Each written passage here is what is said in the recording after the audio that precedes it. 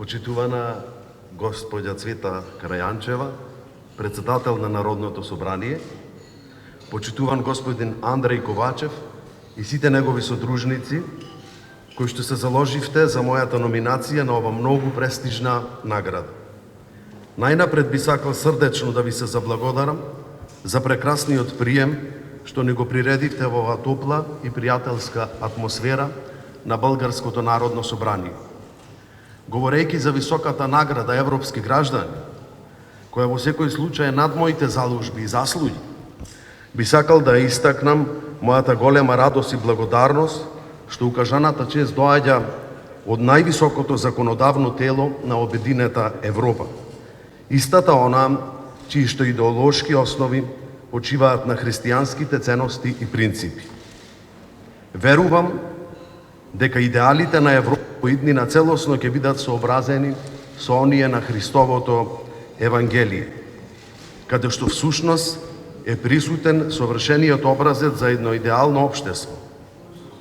Впрочем, христијанството е тоа што му дава целосна слобода, полнота, морален интегритет и еднаква важност не само на човечката личност, туку на народите ширум светот.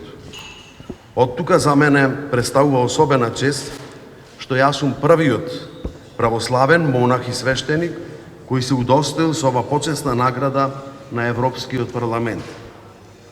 Љубовта и почитта што ни ја даривте нам како на монашко братство во Република Македонија ќе биде за нас дополнителен призив, но и должност да се трудиме уште повеќе во ширењето на европскиот дух и ценности, засновани на евангелските принципи еднаквост, рамноправност, мир и единство.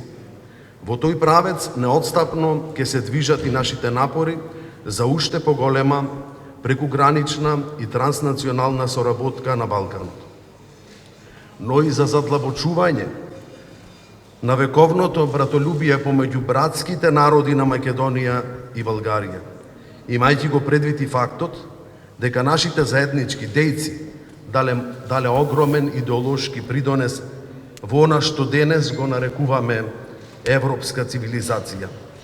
Во тој контекст ние остануваме цврсто зад постигнатиот договор за добрососедство, пријателство и соработка помеѓу Македонија и Република Българија, кој се чини е напишан со крвта на нашите предци и за радост на нивните души.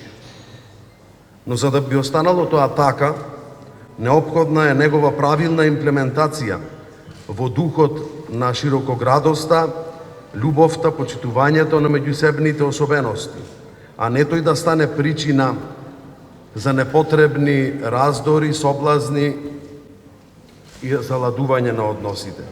Бидејќи се што причинува отуѓување, негативен набој или омраза, тоа не е дело евангелско и следствено ќе го нема и благословот на боголюбивите ни предци.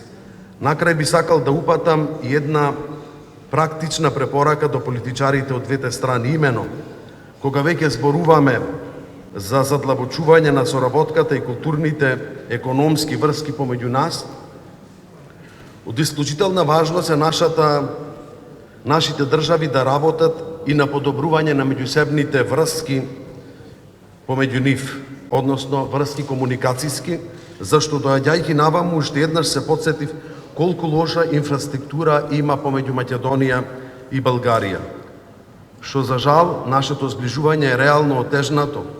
Срдечно ви благодарам уште еднаш на сите, простете за моето големо волнение, че сам тук и со сите вас.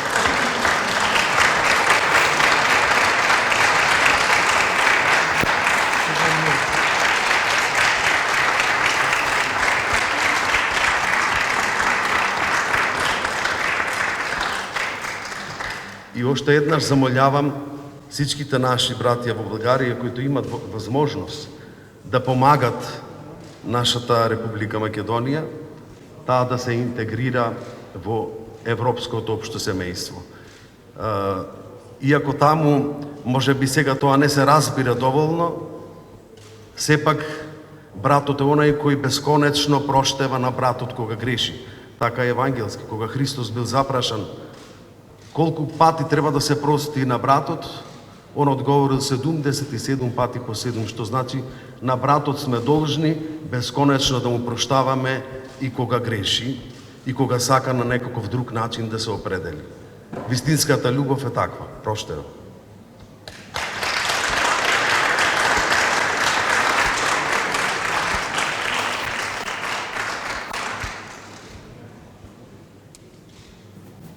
Благодаря ви за вниманието.